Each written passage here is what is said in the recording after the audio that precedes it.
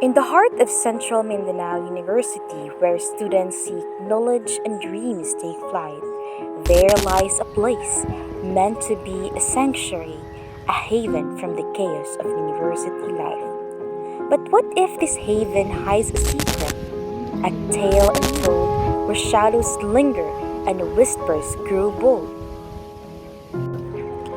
Welcome to Lawaan Dormitory, where nights are long and tales are spun, and within its walls, the legend of the tall humanoid creature grips, a specter of the night, whose presence casts an eerie light.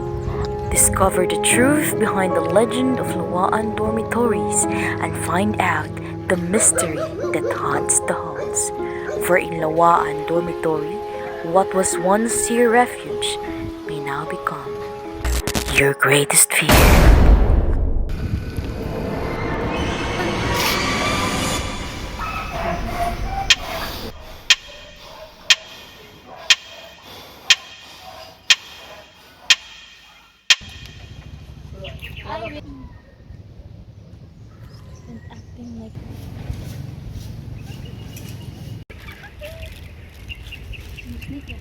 The tall humanoid figure is considered to be one of the scariest creatures here in Lawaan Dormitory where the students encounters. Some even discuss that this creature always haunt them in their dreams. Some even stated that this creature always appeared every time they studied at 3 a.m.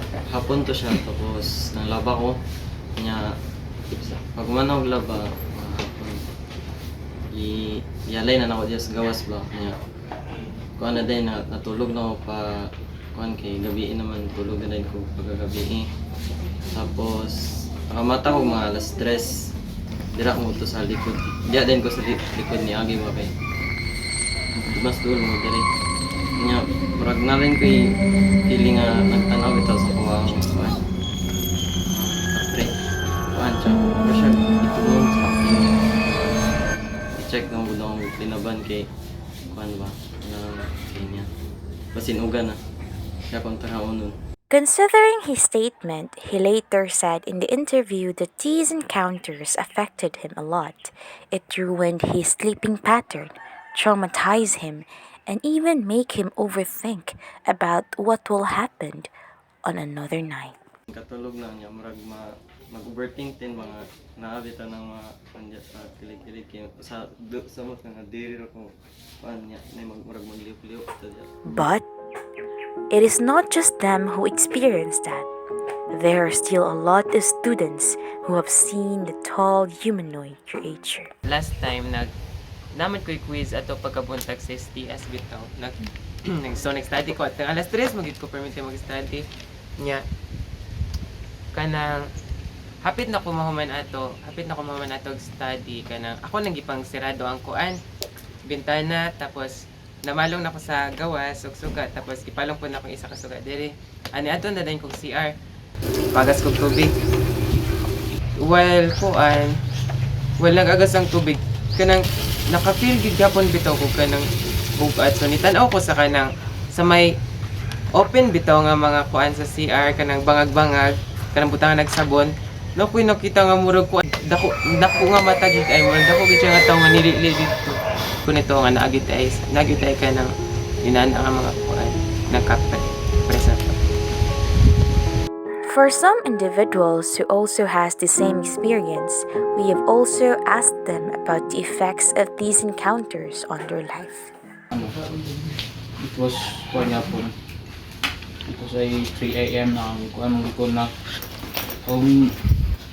sleep pattern nga sa iyo mo mataba and ana magawas ni ko diretso da mag-standby sa bako ng study and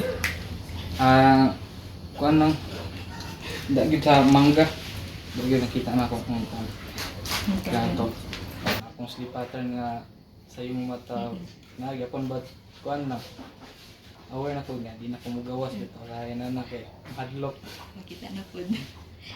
Hence, the mystery of the tall humanoid creature deepened as more students come forward with their own accounts.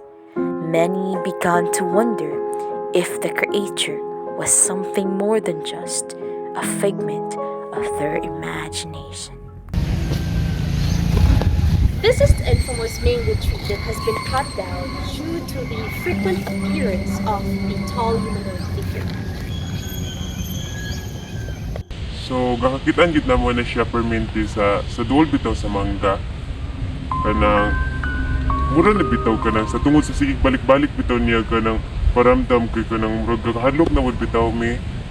So mao to gihangyon namo ang among tour manager nga kanang ipaputol bitaw ang isa sa mga mangga diri kay basin kay isa pud sa dahilan kay kanang hazardous di na siya matagakan minig mga gimi.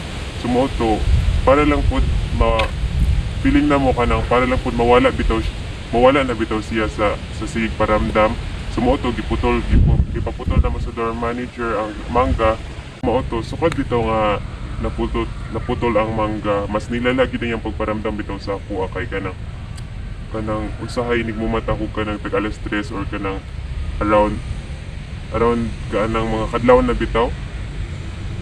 Maramdaman yun ako nga naigatindog sa kanang gawas kung asa bitaw tong pinutlan sa mangga kanang dako nga tao. Maramdaman yun ako nga naigatindog tapos The students of Lawaan Dormitory continue to live in fear, never knowing when the tall humanoid creature will appear again. Their dreams and their waking moments are haunted by this mysterious and terrifying entity. As the investigation continues, the campus community remains on high alert, wondering when or where the mysterious figure will appear next. Tabo bitaw sa ako kay kanang traumatic yun siya kay ano. After atong nakita gyud ako ang tao ay kapre bitaw sa luyo sa kuan sa may balete. Dali na kayo bitaw kung makuratan kay kanang what if kanang nasya na pud siya akong luyo bitaw tapos gitan-aw ko well unsa ba na nagkuan mo ko sa CR tap naligo inana gakadlok na ko musod sa CR kanang kung gabi na bitaw samot nag alas 3 na around alas 3 na bitaw makahadlok na jud ko. So, mo to ang coping mechanism bitaw na ko ato para ma-lessen bitaw ako kahadlok nga gabi na kay kuan gina-share na ko sa mga silingan or nag-ask ko sila nga naka-experience na mabugin ani mga experience tapos gina-share pud na ko para bitaw murag ang dating bitaw kay kanang dili lang ako mahadlok apati sila kanang nakoy ko inana. We have also asked some authorities regarding about their insights of the tall humanoid figure that are often seen in Lawaan Dormitory. Nakaturuan kay sa pila ka kuan ako diri katuig. Dan time sa kapino pa man kinotik na nakitaw kapre. Tingog gino sa mga langgam, nga kwak langgam ra man na di may kuan. Nga kita gini mo langgam mo usay mo tingog na makita na langgam man di man tao di man wakwak. Matnok mo na. Di mo tuwa ng pangit sa imagination nila nga naikap. Basta wala yun. Tingog hinoon sa langgam na akay mo. What? Langgam yung labay. Di man. Parang usam. Nanggal ka itong di man. Kapre. Langgam rin na yun.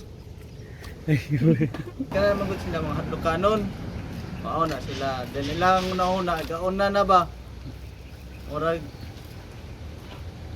kawana ron, mahadog ta tiwak-wak ron. Pati mo gayong kulaknit gani nga, muana silang sin gani muana ang kulaknit yung nanay panuktok.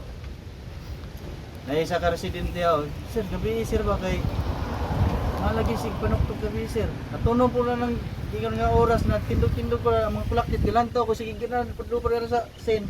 Kakuba. Kakuba mo kaana mo piti bilang nag-ana sa kulaknit sa sin, kay nga sila ganuktok. Kulaknit di ay ng bat ba. Ay, baat. So, ang akong maingon sa mga tao bitaw nga nag-ingon sa ako nga kanang guni-guni ra daw to namang nagkita na mo diri sa dorm kuan. Kanang ilaha man tong opinion so respeto ko to kay wala man gud sila naka-experience. Wala man gud nila na-experience ang na-experience na ako nga kanang medyo traumatic yun siyang experience. So, basin mutuwa na sila kung sila mismo bitaw ang maka-experience po na ang mga butang. As dawn breaks over Lawaan and students stir from their slumber, The echoes of the night fade away, and tales of fear are put asunder. For though the shadows may dance and whispers may roam, Lawaan Dormitory remains a place to call home. Even in the heart of the night's embrace, even in the darkest corners, there's always grace. In Lawaan Dormitory, where nightmares once thrive, students find solace and strength to survive at 3 a.m.